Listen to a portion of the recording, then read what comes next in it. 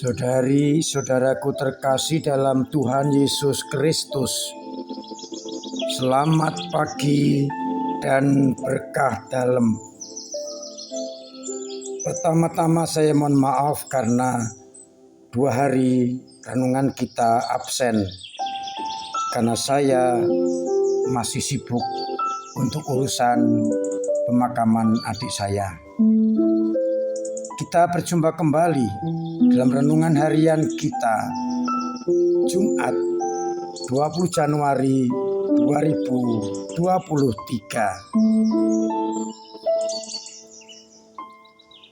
Bacaan untuk misa harian yang kita jadikan bahan permenungan dikutip dari surat kepada orang Ibrani bab 8 ayat 6 sampai 13. Yang menegaskan kepada kita bahwa Kristus menjadi pengantara perjanjian yang lebih agung. Ia disebut lebih agung karena perjanjian yang lama senantiasa diingkari sehingga cacat. Kalau tidak cacat, tidak ada yang kedua. Tapi karena cacat, maka Kristus menjadi pengantara perjanjian yang lebih agung. Sedangkan pada bacaan Injil, kita mendengar Injil Markus bab 3 ayat 13 sampai 19 yang berisi mengenai panggilan para murid. Dan masing-masing disebut dengan namanya, sehingga panggilan ini bersifat sangat pribadi. Saudari-saudaraku terkasih dalam Kristus, mengapa para murid dipanggil oleh Yesus? Apa tujuan panggilan itu? Tujuan panggilan bagi para murid dan juga bagi kita ada beberapa hal. Murid dipanggil sesuai dengan kehendak Yesus untuk tinggal bersama Yesus, dan kemudian ambil bagian di dalam karya perutusan. Mengapa demikian? Supaya apa yang diwartakan adalah pengalaman tinggal bersama Yesus, sehingga boleh dipastikan yang diwartakan berasal dari Yesus sendiri. Dikatakan dalam Injil, ia menetapkan ke-12 rasul untuk menyertai dia.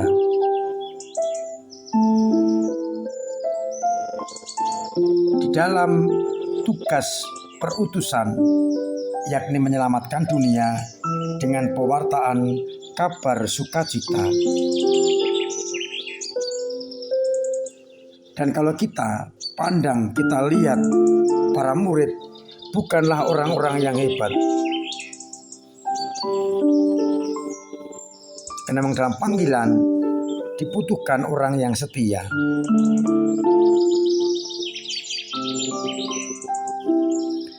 Selalu kita bertanya, dipanggil untuk apa? Untuk menyertai Yesus di dalam karya perutusannya, yakni menyelamatkan umat manusia. Yesus ingin agar para murid dan kita semua menjadi perpanjangan tangannya untuk semakin jauh menjangkau orang-orang yang akan diselamatkan.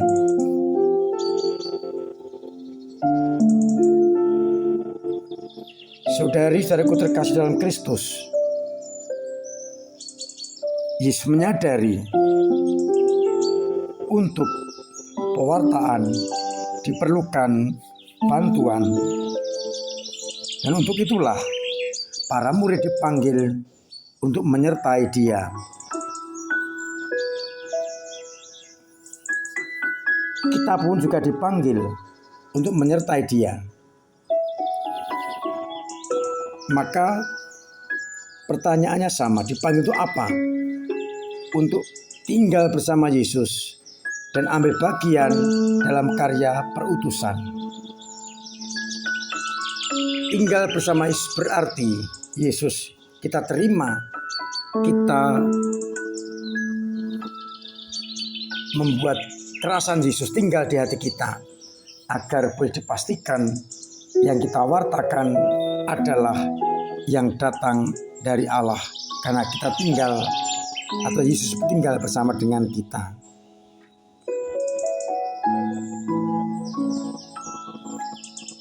Yesus ingin agar kita mewartakan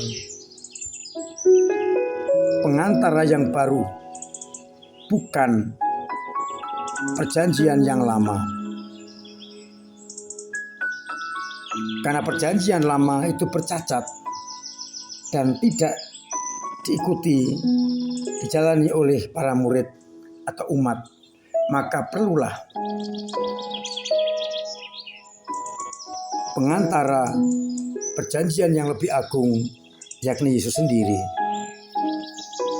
Maka fokus panggilan kita mewartakan bahwa Yesus pengantara perjanjian yang lebih agung, sehingga perjanjian lama harus kita tinggalkan. Dengan mengikuti Yesus, kita sudah meninggalkan perjanjian lama dan kita menggantinya dengan pengantara perjanjian baru, yakni Kristus sendiri. Maka saya mengajak untuk merenungkan tugas panggilan kita ini dan bagaimana kita mewujud nyatakannya. Semua orang dipanggil untuk namanya masing-masing dan dipanggil untuk mewartakan kebaharuan perjanjian dalam diri Yesus Kristus, Sang Mesias. Dengan cara kita masing-masing, hendaknya kita mampu untuk mewartakan perjanjian baru ini dan tidak lagi tinggal dalam perjanjian lama.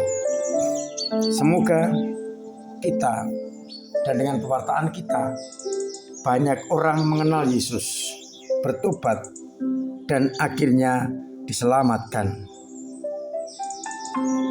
Kita mohon rahmat Allah agar kita selalu mengikuti Sang Perjanjian Baru dalam hidup dan karya-karya kita.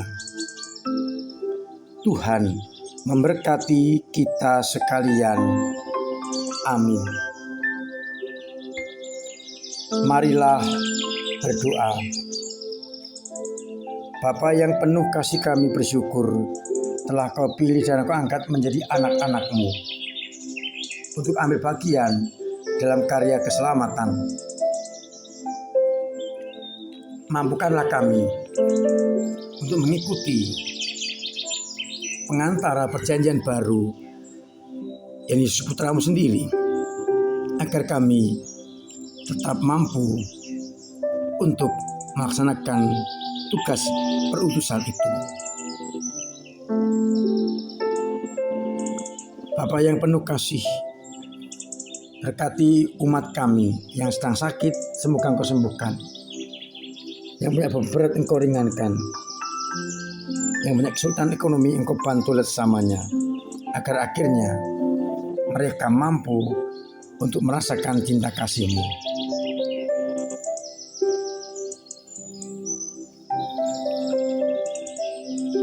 Semua orang yang bukan bantuan, semoga Engkau sapa, Engkau sentuh, sehingga mereka mempunyai rasa optimis yang tinggi.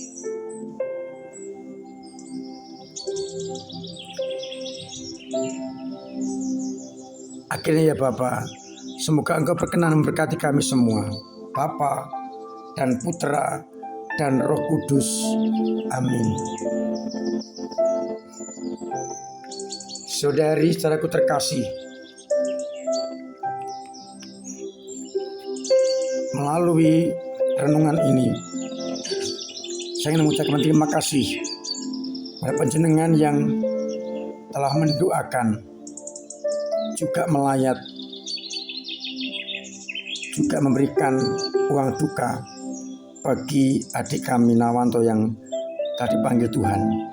Saya yakin kebaikan panjenengan dan doa-doa akan memperlancar jalannya Nawanto pulang ke rumah Bapa.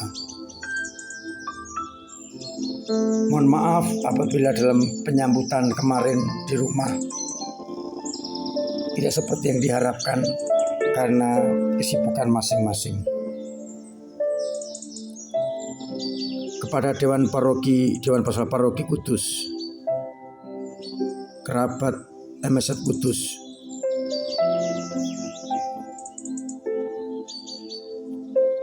dan lingkungan yang dengan cara masing-masing telah memberikan kontribusi untuk adik kami, saya mengucapkan terima kasih.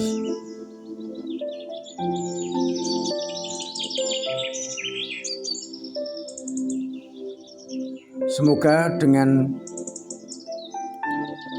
perhatian ini keluarga sungguh dapat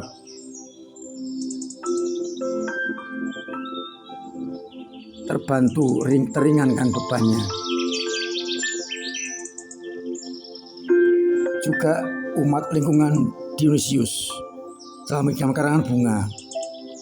Sungguh perhatian yang luar biasa. Pendek kata, saya mengucapkan terima kasih untuk semua saja tanpa kecuali.